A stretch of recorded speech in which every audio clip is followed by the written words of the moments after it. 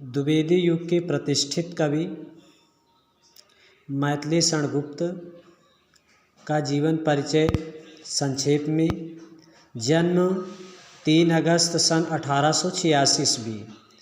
जन्म स्थान चिरगांव झांसी। पिता का नाम सेठ रामचंद्र गुप्त। इनकी मुख्य रचनाएं हैं साकेत, भारत भारती, यशोधरा, द्वापर, पंचवटी, जयद्रथ वध। शिक्षा घर पर ही। भाषा खड़ी बोली, सरल, सुसंगठित, प्रसाद तथा ओज गुण से युक्त।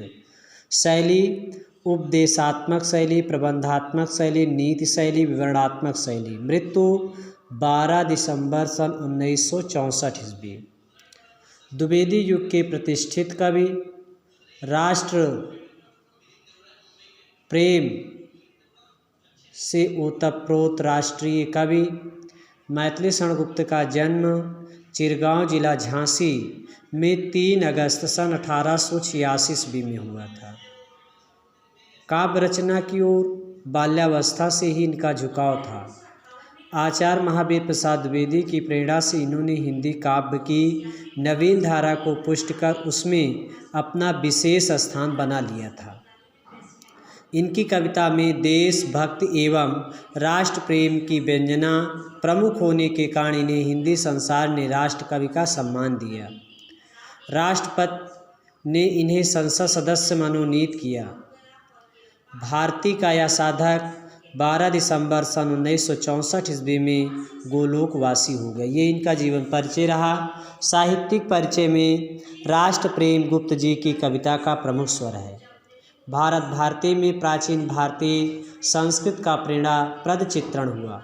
इनकी रचना में व्यक्ति स्वदेश प्रेम ही इनकी परवर्ती रचनाओं में राष्ट्र प्रेम और नवीन राष्ट्रीय भावनाओं में परिणत हो गया, जिसका जीवंत उदाहरण भारत भारती है, जिसने पूरे भारत देश में राष्ट्रीय भक्ति भावना जागृत की और राष्ट्र प्रेम जगाया।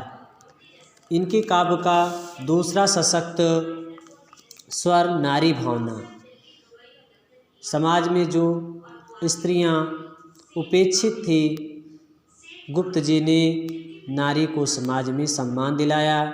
चाहे साकेत में उर्मिला, यशोधरा में गौतम पत्नी यशोधरा को भारतीय नारी जीवन के आदर्श की प्रतिमाएं बताते हुए उनके त्याग भावना एवं करुणा को बड़े ही सरल एवं सुंदर ढंग से प्रस्तुत किया। इनकी निम्न 2 पंक्तियां नारी